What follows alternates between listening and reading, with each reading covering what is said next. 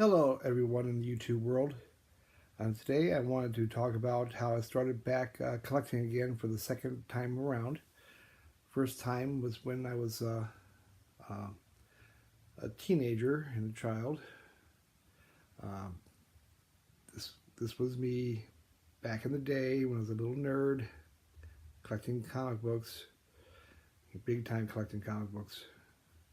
Um, uh, Basically, the first comic book I ever got was an old Marvel um, horror book. Let's see, I hope this is working.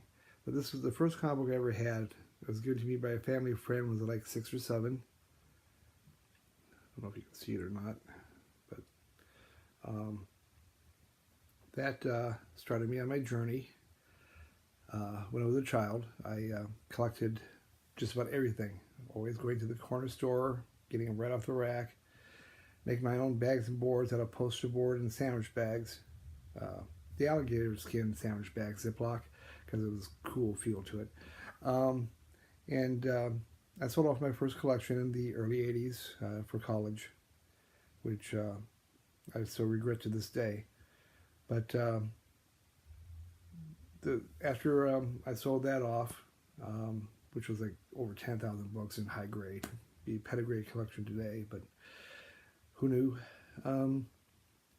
And back in the early 90s, 92 to be exact, December, my dad committed suicide, and that put me on a path of, I was home at the time, put me on a path of a diagnosis of clinical depression and PS, post-traumatic stress disorder.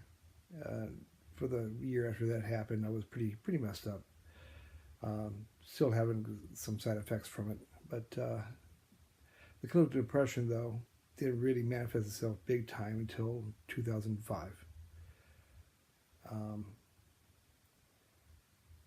Basically, at the end of a very long and good relationship put me down a spiral where I checked myself into the hospital for a few weeks. Drugs didn't work on me, never have. They always made it worse. So one day I decided I didn't want to feel this way anymore. So I was going to go into a gun shop. I went through the wrong door. Basically went to a comic book store by accident. Started looking around and picked this up. Didn't know who Michael Turner was at the time. And started looking through it. Thought his art was amazing. It was 20 years between me being in a comic book store, so seeing this kind of art with a 20-year absence, I was just amazed at the artwork.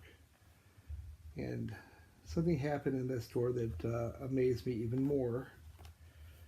I kind of looked behind the counter, said, "What is that? What is this thing?" Because I've never seen a CGC slab before. I'm old school. I always basically went by the Overstreet Price Guide. Near mint was near mint. There was no degrees of near mint. I didn't understand that for even a while after this day. But this was a Neal Adams cover. And I love Neal Adams. I always have. And when I started looking at this and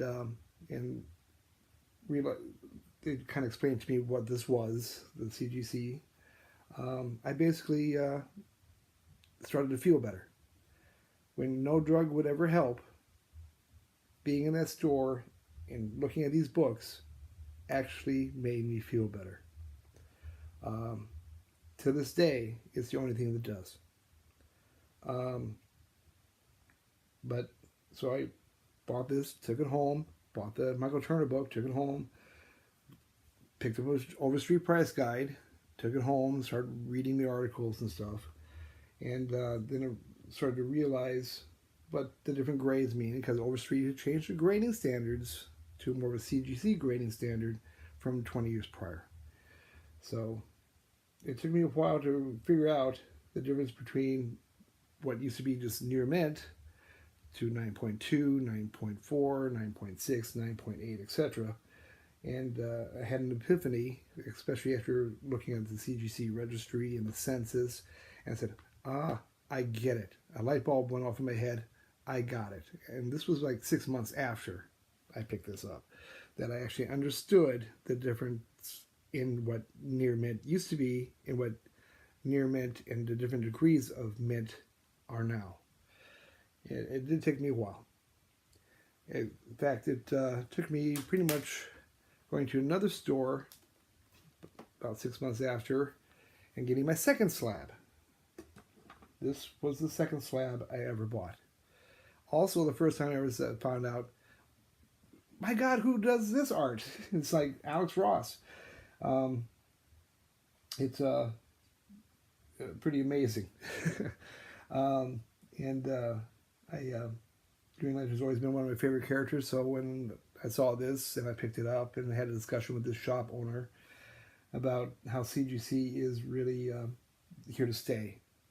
When a lot of people were saying it wasn't, saying it was just a novelty. But I think from what I've been reading from the fiasco from the 90s meltdown, that CGC and eBay, this could be argued on many levels by different people, but saved the comic book industry, collecting-wise. And back then, also in 2005, pressing was highly debated of restoration or not restoration, and which is pretty much standard now, but back then it wasn't. Let's see, where's the other one?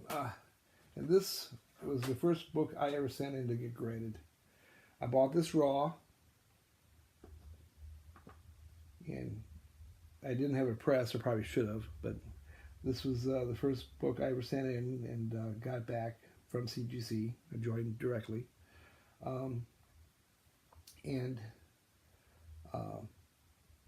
Basically, this is also when I discovered what eBay was. And this is the first book I ever bought off of eBay, because I was a huge Warren magazine fan when I was a teenager.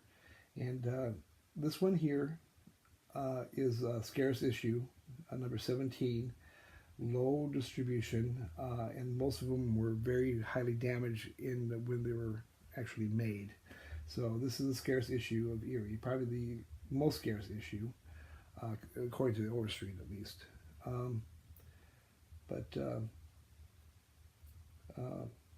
That was the first magazine I got. And of course, you know, all these years later, 13 years later, what I've kind of I've come a long way in 13 years, I think. But I just wanted to also thank everyone in the community of YouTube. This year, it was 10 years between the relationships, but this year was the anniversary this month of, well, actually a couple weeks ago, of another relationship that ended, and my depression's been back big time. YouTube, you people on your live shows and everything definitely help with the loneliness. It's like going to kind of like a coffee shop or a bar and sitting down with you and having conversations, something I haven't done in quite some time. But I just wanted to thank you. And I think I'm making some real friendships out of this. Not just like a Facebook friend or a YouTube friend, but real friends. I mean, I could be wrong. I could be just, you know, this is all one-sided on my part, and I could be delusional, but that's how I feel.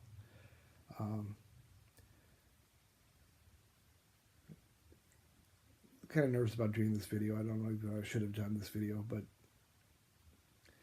thought I'd throw it out. This is why I got back into comic book collecting, because this is pretty much my Prozac. This is what keeps me sane these days. It has been for 13 years. But I hope whatever. This is what it is. Just wanted to explain why I got back into collecting. But thank you again, everyone, and have a good day.